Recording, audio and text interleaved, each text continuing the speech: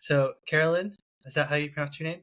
Yes. Welcome to the podcast. And why don't you go ahead and introduce yourself a little bit?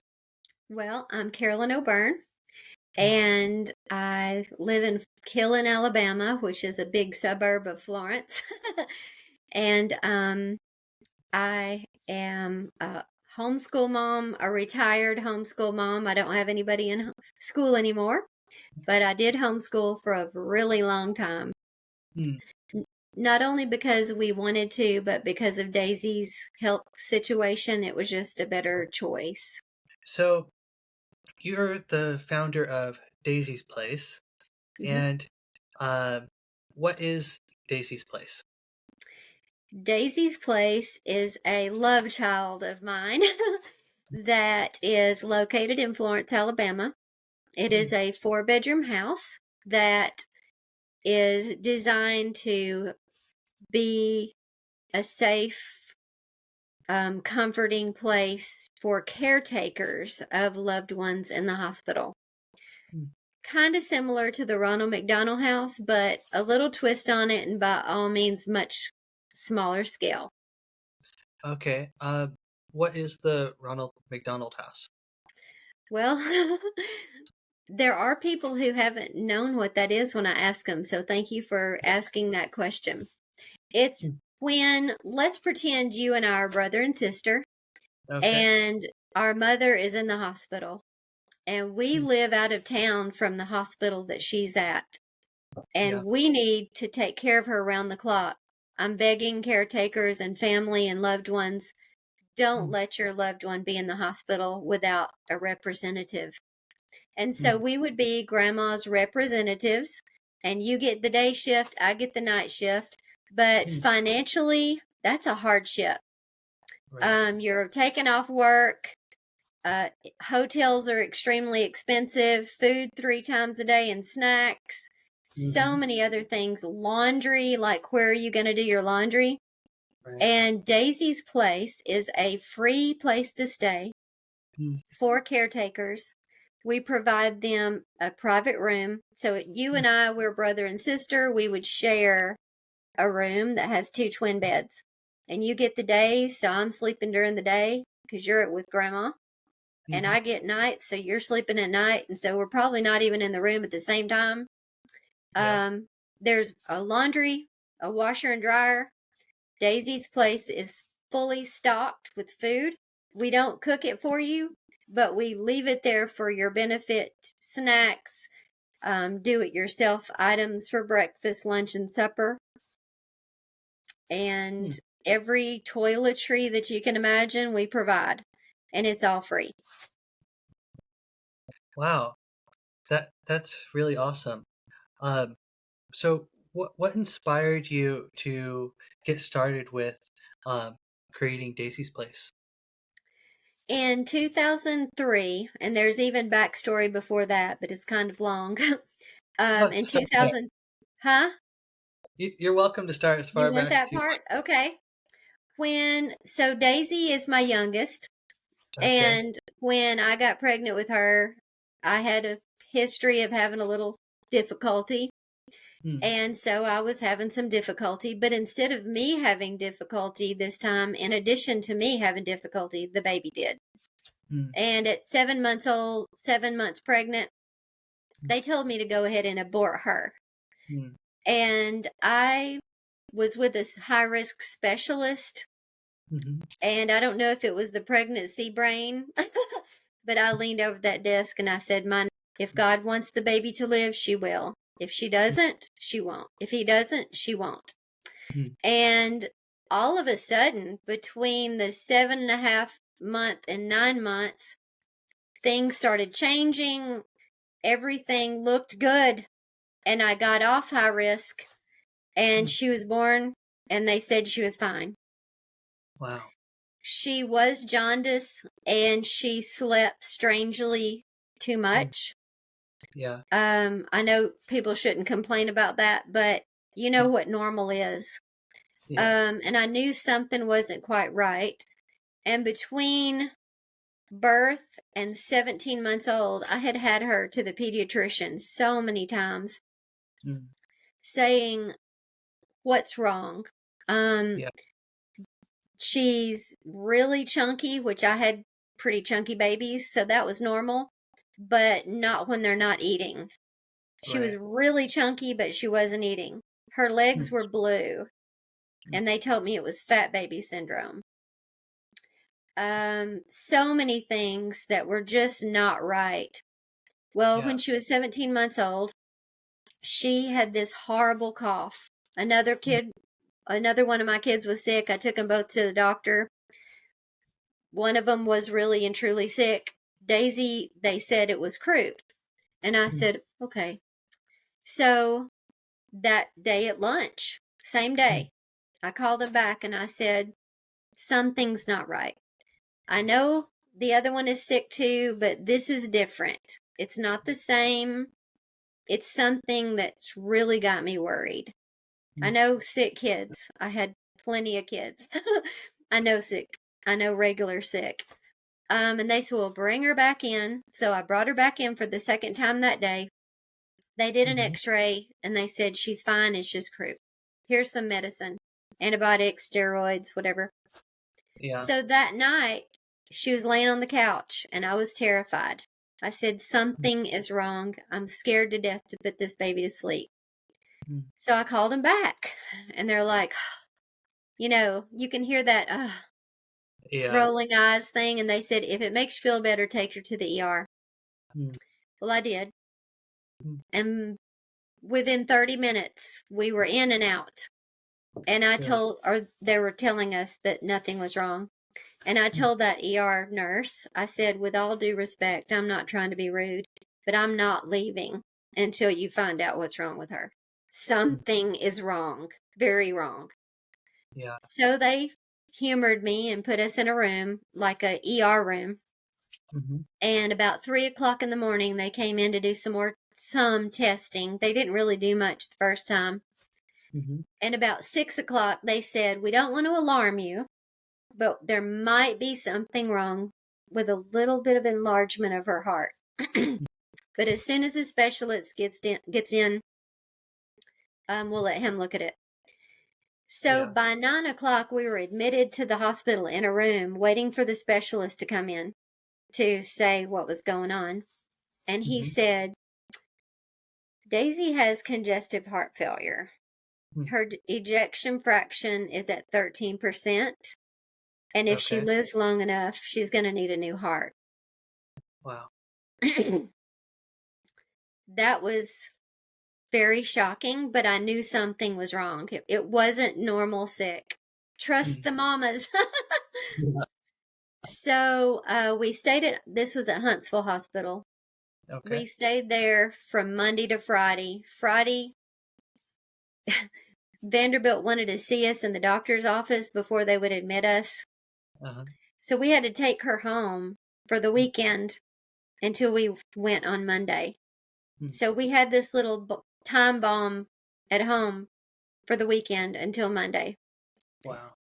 We went on Monday and they said, well, if she's doing this, and this, and this, then we would need to admit her. And I'm like, 100% of this, and this, and this. Yeah. So they admitted her, and that's when the horror began. Mm. They did a biopsy of her heart Oh, and to see what was going on. And what had happened was there really wasn't anything wrong with her heart. oh, We had been unknowingly from getting pregnant all the way to her being 4 months old. The house we mm, lived in, we didn't realize had mold. oh. And the house we were living in when she was 17 months old was a whole different house. Thank the Lord. Mhm, But her little immune system had gotten some really bad information, and her immune system was rejecting her heart. mm, So there was actually nothing wrong with her heart to begin with, but her immune system thought that it was the enemy and it was mm, trying everything in its power to get rid of it. mm. Just like when you know of a adult, maybe a child too, that has some organ transplant, they've got to be on immunosuppressants or what they call anti-rejection medication. Okay. So they decided to do an experiment, and it was a 14-day treatment. Mm. And when it started, everything seemed, well, they had to put her in ICU for a line, but that didn't take half a day. So they didn't kick us out of the room. Okay. Um, and this experimental drug, by day 3, started giving her these little red speckles everywhere. But they told me it was just contact dermatitis. Mm. Well, by the end of the day, she was not specks anymore. She was full red, Mm. and she started screaming. And she screamed for about 6.5 hours. By the Oh. time she finally was in so much excruciating pain that she put herself into a coma. She was there, she could hear you, but she wouldn't move. Like, she wouldn't talk, she wouldn't move. The only time she wouldn't scream is if I sat still holding her. Mm. By this And she time, her, hmm? 17 months at that point? Yeah. By this time, her fever had shot up to 106.8 the Mhm. last time they checked, and they couldn't find a cooling blanket. They were running around. That was horrible. I don't know what Mm. it got to, but that was the last check. So they stopped the medication because it was killing her worse than the other. And I sat still for 3 days straight, getting up one time a day to use the bathroom Mm. just because she would scream bloody murder the whole Mm. time I would move. Yeah. Um, so that was horrible. And we've really felt like that was probably it. Mm. Because they had already warned us, though they didn't tell me, but Mm. they told my husband that you need to start making some arrangements. Mm.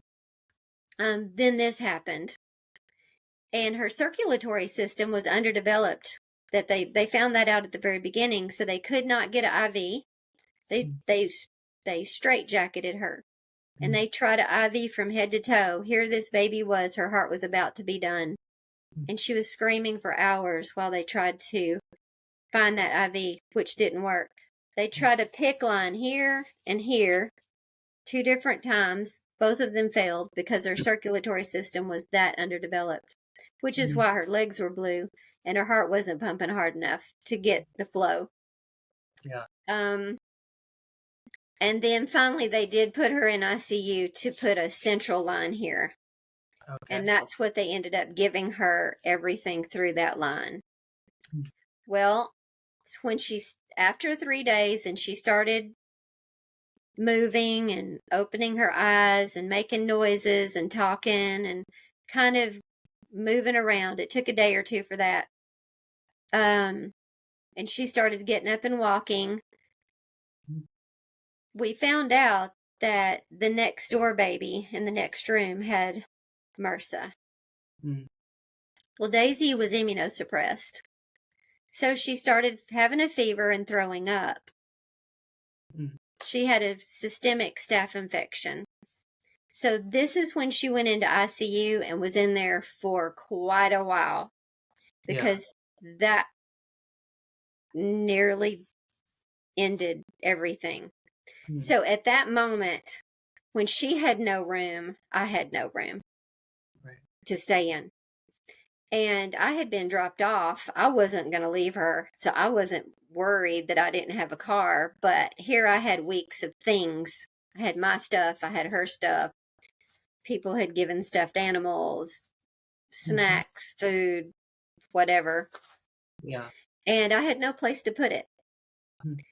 Thankfully, that day, a friend of mine worked there, and Mm. she found this great big old cart, and we just loaded everything on that Mm. cart. And that evening, wheeled it into her office. And Mm. then the next day, a friend brought an older couple friend. We had lived in Nashville before. Okay. And an older couple friend had brought their old 80s conversion van and parked it in the parking lot. And Mm. so I was able to get my stuff and put it in that van. So at the time of this, it was before the new children's hospital at Vanderbilt. I mean, it was right before this, because months, a half a year or less after we were out. The new children's, I think it's called the Carol something Carol Okay. um, Children's Hospital. Mm. Uh, so I lost my train of thought here. So in the ICU, they really didn't want you in there. They Yeah. didn't have a bathroom handy. They wouldn't let you eat in there. And I can kind of see, but this is my baby. I am Right. not going to just sit somewhere else while she's in here. I want to be there every second that I can because I didn't know when the end was going to be. Mm. So I just stood there all day. And about 1 o'clock in the morning, 2 o'clock in the morning, when she seemed like she had been resting well, Mm-hmm. I'd cry my way out to that van and I would sleep in the van in the Nashville parking lot for a few hours and then go back in. Mm. Thankfully, through this whole thing, the couple that had brought me that van, the lady had also come once a week to get my clothes and do my Okay. laundry. She Mm. would get my laundry one day and bring it back in the next day or two. Yeah. I don't know what I would have done without them. Mm. So it was very terrifying. I didn't sleep. I mean, I Yeah. slept, but I knew what was going on. If someone came to the car next to me, I knew it. It Mm. wasn't like a good deep sleep. At one point, right during the experimental medication, she needed a blood transfusion. Well, they didn't warn me that this was going to happen. They knew it was going to happen, but I didn't know. Mm. And I said, I want her to have my blood. Like, if, thank the Lord for blood donors. I'm not knocking it. But if Right. she can have mine, then wouldn't that be better? Mm-hmm. So they weren't too happy about it, but they gave me a little bit of time to go do my blood and come back. Yeah. My blood wasn't good enough. Mm. I had not taken care of me, Mm. and my blood wasn't, I was anemic. I don't know, a whole list of stuff wasn't okay. Mm. So fast forward, she did get out of ICU and we were in a different room, Mm-hmm. stayed there quite a while longer, but she was able to go home. And then we would go back once a week. We lived in Athens, Alabama at the time, and we drove all the way back to Nashville every week. Then it would be every other week, and then it would be every month, and then it would be every 3 months. Mm. And they pretty much felt like at first they didn't know if she was going to have a new heart. They weren't Mm. sure, but she had a little bit of improvement, and if she got to this point, she wouldn't have a new heart, but she would be compromised, you know. Yeah. So she got to the compromise point, and we would just be so excited because every time we went back was an echo and an EKG and the whole check to see how things were improving. Yeah. Because hearts don't heal, right? So, Maybe. well, that's what modern medicine says in most Huh. cases. Okay. Livers heal, but hearts don't heal. Mm. So hers was healing, Wow. and we got to 90 something percentile. Mm. She did not have a new heart.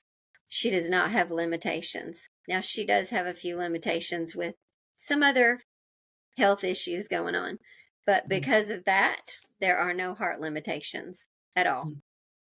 That's amazing. So, the end of that part of the story is she's 22 years old and she has no heart limitations. Well, that's awesome. I know some people are holding their breath to the end of the story. Yeah. Maybe I should cut to the chase at the beginning before I tell the story, Oh, you but gotta keep people in. in suspense, Yeah. it was a very difficult thing. And from that moment on, it was back. I didn't think it would ever be a reality. I Mm. never thought it would ever be real, Mm. but it was in my heart ever since then that people should not, in those moments of your life, Yeah. that is the last time that you need to worry about what am I going to eat? Mm. Because we didn't have a whole lot of money And I was mostly eating Daisy's food that came in the hospital because she wasn't eating it. Mm, Um, what am I going to eat? Like, how am I going to afford this? Where am I going to stay? I'm not leaving her. So I would stay in her room, but I couldn't stay in her room because she had no room. mm, Where am I going to do my laundry? Where am I going to get a good night's rest? right. So, and it was just me. And really and truly, just being me was okay. Taking Mm, care of her because somebody else in there, it was too much, you know? mm, And I yeah. and I understand that when you've got people in the hospital and you want to go visit, Mhm, sometimes it's a good thing, but sometimes it's not. So if someone says, we really appreciate no visitors, they're not being they're not being picky. Sometimes it's just not a good time. yeah. Um, but I wanted to be a part of something Mm, that loved on and cared for the caretakers, to encourage them to take care of themselves so when they're really needed, they're able to be healthy and take care. I did yeah. it the whole time, not knowing that my blood was compromised from me not taking good care of myself. Mhm, Um, and not everybody has a husband and wife angel to bring you things and do your laundry. You don't always have that situation. And yeah. so when I got it in my mind and prayed about it so hard to Mm, see if this could really be a reality, and we have nothing like this in the area. mhm, There's something like this in Huntsville, and of course, Birmingham, and I'm sure Nashville has it, mhm, but there's nothing like this in our area, and yeah. it's definitely needed. Okay. Yeah. I remember growing up, my grandmother um, was a caretaker for my grandfather, and he was in the hospital like off and on for years. And she would drive like 40 minutes each way every day and stay Hmm. there for like 8 hours just to be there. Um, and that was very hard on her. Hmm. It's um, very cool that your Daisy's Place is there to make it a little bit easier for some people. Hmm. Uh, so I want to follow up on that crazy story you just told. Um, so uh, you you went through this whole thing. How long were you at the hospital for that first? um, about 2 months. Oh my gosh! And then you had to continue going to the hospital for how much longer after that, off and on? Um, well, it was probably 6 months of, hang on, let me go through. 7 months going from once a week, kind of Yeah. tapering off to once a month, closer to the 7 months. Because Okay. when she went, after she got MRSA, she had to go back into a different ICU and get what they call a Broviac line implanted, and that was right here under her left chest. Okay. Um, and that was it was semi-permanent. Hmm. So it stayed there from Hmm. May until November. She went home with a little fanny pack on, and boy, she was a trooper. Oh, she was a trooper. So Hmm. here she is, 17 months old, or 19 months old by this time. Oh, Yeah. I have to stop and tell you the cutest thing, Hmm. and then remind me about the fanny pack if I forget where I'm at. When we first got into Vanderbilt, Hmm. there was like, it's a training school. So when people would come in, there would be a group that would come in. And so Mhm. there was probably a group of 5 or 6 people, and she was playing. And so she these people were in her way, and she said, "Excuse me." And those people said, "Did she just say excuse me?" And I said, "Yes, she did." And they said, "I've never seen a child that young know to say excuse me." But they were in her way and she was trying to play. But back to the fanny pack. Mm. She had this line that was about this long sticking out that had a port on the Mm. end, and I had to learn how to flush it and put her medicine in and reflush it and cap it and all this. And it had this clear, looked like saran wrap with sticky on the back. And so Okay. once a day, we had to dress it. Mm. Here she is, 19 months old.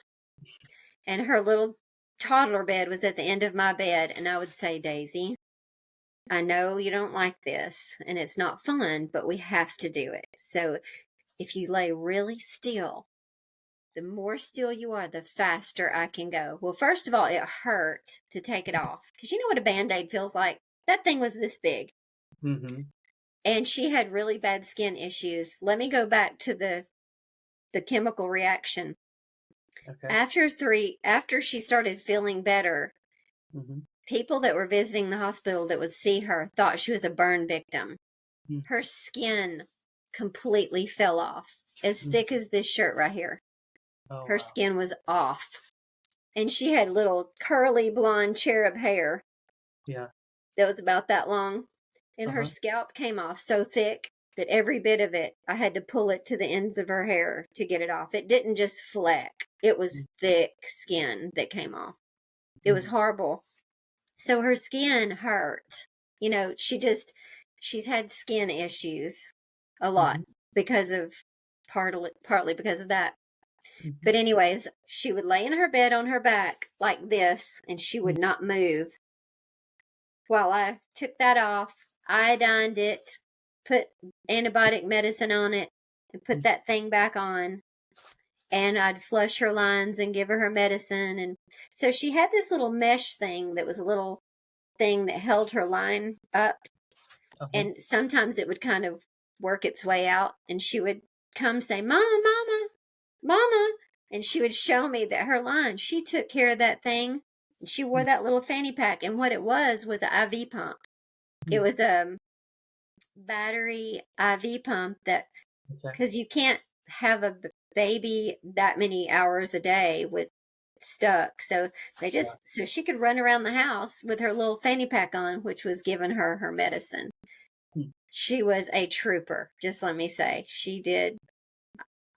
When I look back at that, it was such a blessing, but how many 19, 20, 22, 21, 20 months old could would be that cooperative.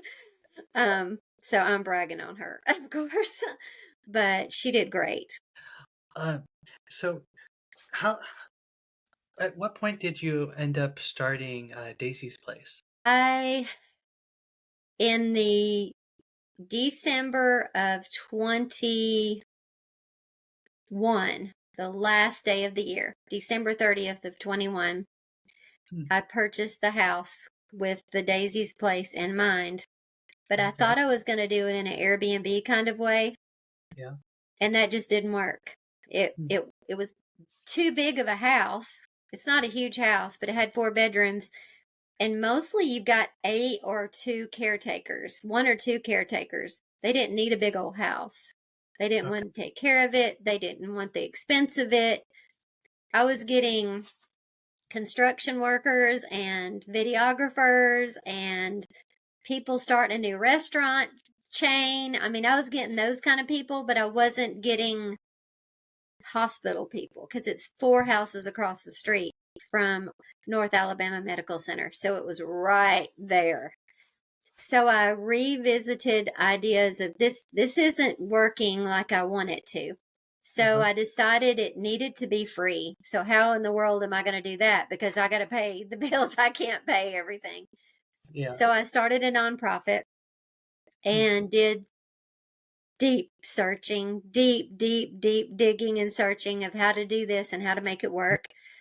So all of 22 was the Airbnb thing. All of 23 was getting the nonprofit going, trying to make it work, beating the bushes, telling the world, um, Yeah. getting everything furnished, trying to get donations. Mm-hmm. And that we've got a little bit of some city rules and regulations that we're working through right now. But other than that, the main thing we're waiting on is a little bit more funding.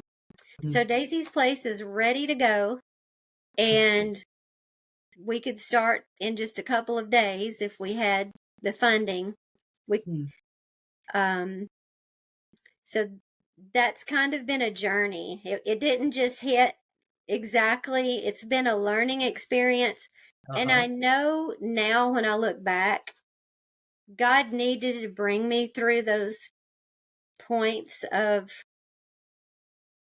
I don't know if you want to call it learning or awareness, or it was like, okay, you need to know this before you know this because you don't know this yet. And so I really feel like even though I wanted to get in and go straight to it and let it be what it was, I was taken through what I needed to be taken through to learn what I needed to know to make it what I want it to be. Yeah. If that makes sense. Yeah. Does. So, if you're willing to put a number on it, what percentage funded are you guys at? I have had a lot of good one-time donations. I've been so blessed for one time. For the year, I would say I'm a quarter of the way there. What I'm needing mostly are the monthly commitments. Just like you need a job to pay the bills, we need monthly commitments. We're going after some grants. And I don't know anything about grants, but I'm learning. And I love learning. Learning is my favorite thing to do. I just don't have time to do all the learning that I want to. And I don't mind stopping everything and digging into grant learning. I wish I could have maybe done that first and then done this, but I'm at the point to where I can't stop everything to learn grant writing. I've got a couple of people very recently, that are helping me in the direction of grants. And we're hoping and praying that that comes through so that we can just get started. Because when the people start coming in and the stories start going out, the interest, I already have a fabulous amount of interest, and people have brought stuff. I mean, cups and plates, and I can't even believe the generosity of people that have, churches mostly, that have brought these supplies in. But the funding is where I'm needing to be upping, increasing. Yeah. One recommendation for you. I was just talking to someone about grant writing a couple days ago on the podcast. Her name's Christina, and she's in St. Louis. She runs a nonprofit there, and was a professional grant writer and grant reviewer. Like she's the one with the government who approved the grants. Nice. So I should get you her contact information so you guys can you can potentially learn from her. Hopefully that helps. That would help. Absolutely. I take all 2 cents. I here's my motto on everything in life, but especially this. I'll take anybody's opinion. Now, I can sift through it and I may or may not use it, but I'll take it. Especially on grant writing. I'll probably use everything because I'm in the learning process of grant writing. But and hopefully it'll come in enough that it will get us going for the first couple of years to where, or always, I want it to always come in. But when people see what's going on here, you have been affected one way or the other with someone in your life, that someone was a caretaker, and you saw what it did. You saw how difficult it was, and you saw the hardships and the travel, and I don't know of anyone that hasn't experienced, I know a lot that haven't personally experienced, but someone who has. Right. It happens a lot, unfortunately. Hmm. Yeah. Um, so, um, are you a Christian? Yes, Yeah. Um, and were you did you grow up in a church? I What's your did. story? Yeah. Um, how has your faith informed your journey of like raising Daisy and going through all those trials and then going to start Daisy's Place now? If God had not been my main focus going Mm, through all that, I don't think I would have made it. I mm, really don't see how people who don't have God as their main focus make it through things like that. mm, There were times I'll never forget when they took her out of my arms when she was screaming to mm, take her in to do a biopsy of her heart. They went mhm, up her groin, my little baby, 17 months old, mm, and took a bite out of her heart. I have no words to describe what that was like. I was not okay. But had I not had God to focus on and lean on and pray and know He was listening and give mhm. it to Him and tell Him, Thy will be done. That is a Yeah. very hard thing to say when your baby is in a really hard situation. But I Yeah. had to. Mm, That's the only way that I made it through. mm, So it yeah. was everything. It was everything to me to be a Mm, Christian. And the longer I have dealt with strife and troubles, mhm. unfortunately, us humans are pretty dumb. Sorry to be blunt, Yeah. but sometimes it really takes an event Yeah. to show us how we need to lean on him. So it showed me pretty early on how much I needed to lean on him, and I've been leaning on him before, or I had leaned on him before, but nothing like af- at that moment and afterward. Mhm. Okay. And now with starting Daisy's Place, how is your faith playing a role in that? It makes my heart want to bust Mm, because in a good way. yeah. I cannot wait to show the love of Jesus to others.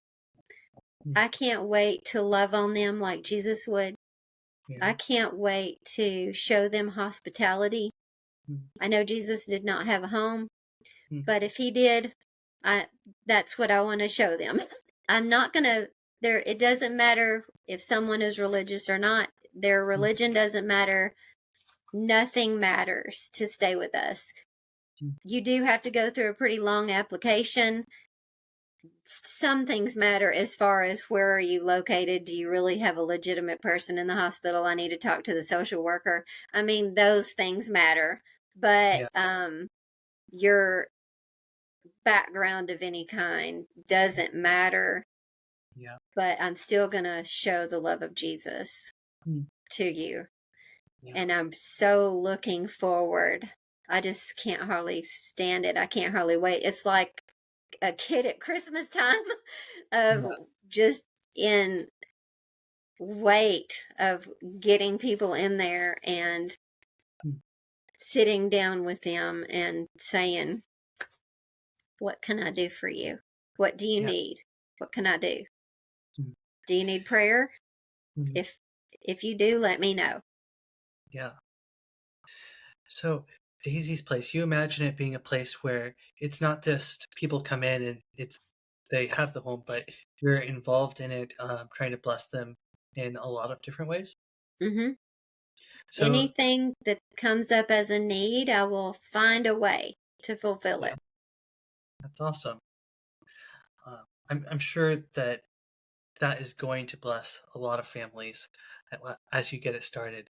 Um, are you working with any of the churches in your area? Yes, I am. Yeah. There's three main ones. Mm. um, that are financial. Mhm. I can't even count how many that have brought stuff. Stuff, the cups Mhm. and the plates and the stuff. I Yeah. can't even think of all of it. All I can think of is cups and plates right now, but anything you can imagine a household would need. Yeah. I've been very blessed that the food bank reached out, Mm. and I actually did a training today. You have to do a training to as the last part of being able to shop the food bank. So I will be able to get food from the food bank, which will help on our budget a lot. um, Mm. because it's kind of whatever they have, but still Mhm. whatever they have is a blessing to help on lessening the need for funding. Right. Most definitely. I'm a cheapskate. An old homeschool mom knows a lot of free ways to do things. Yeah. I was raised by my mom schooled me and my sisters. So yeah. So you remember that part, the cheap part. Yeah. Mm. Um, let's see here. So what do you so you right now you're focused on getting Daisy's Place off the ground, Hmm. trying to get more donors Hmm. so that you can start bringing families in. Um, once that starts happening, what is the next step? Well, I'm looking forward to getting a routine so it's not so new and fumbling, because I'm sure I'll fumble for a while. And depending on how the funding goes, Mm. I actually have a large lot. The house is on a large lot. Mhm. And if we want to go into the dreamland of where I'm dreaming about, I don't Yeah. have an office. So my office is at home, which sometimes is nice. But it would be really nice to build another building Mm. that, because there's another group of people that need help. Mm. And it's the caretakers that do have a room to stay in, Mm. but they really just need a minute to get away. Mm. And they would really appreciate not eating their their loved one's food, or they can't afford the cafeteria food. They would Mhm. really appreciate a good hot shower, and they would really appreciate doing some laundry.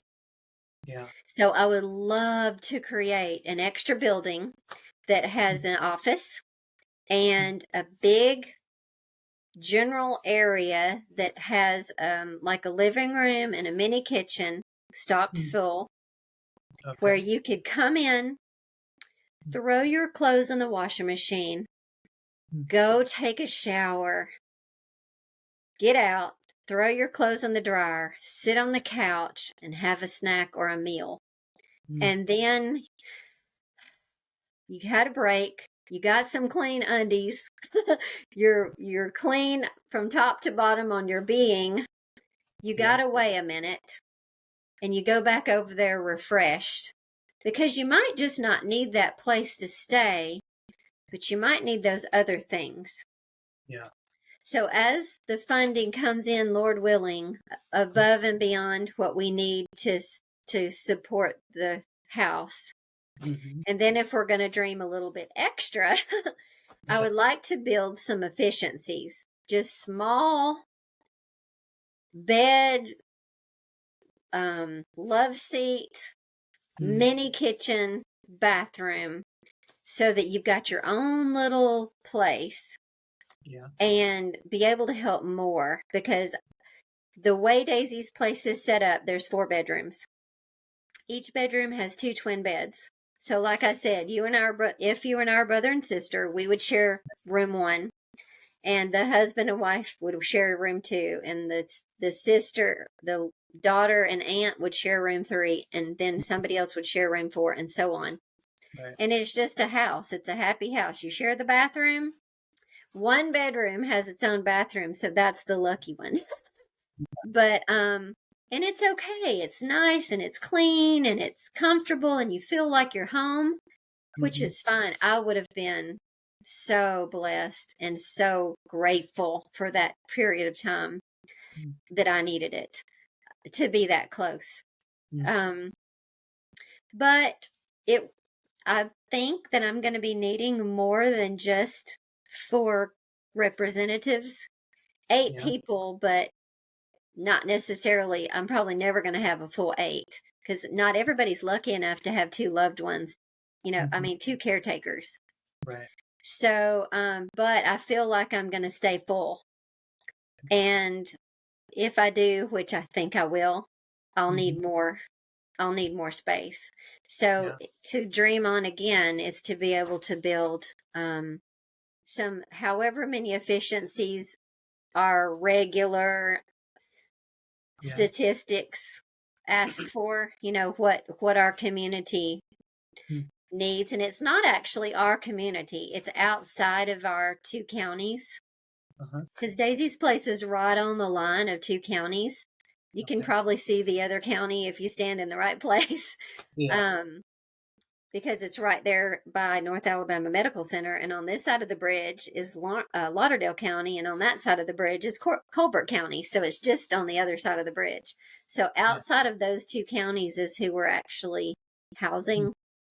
Okay. Um, but they're still our neighbors. Yeah. As the Bible says, who our neighbor is. It doesn't mean they live next door. It Hmm. means whoever comes to our presence, we should Yeah. love them as our neighbor, um, or love our neighbors as ourselves. Mm. And I don't think that's talking about geographically. I just think it's our other Mm. human that comes along. Yeah. Um, so that's my dreams. That's my dreams. If that funding can come in, think of the blessing that would be Hmm. to be able to offer that.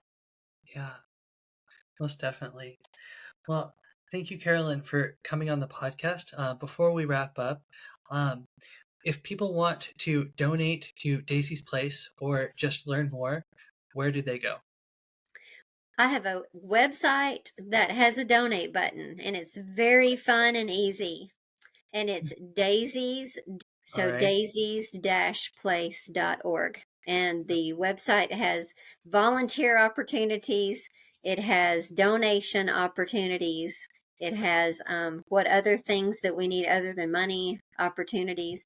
But right now, we need a lot of volunteers. So anybody that has felt the need to volunteer to Daisy's Place, come on.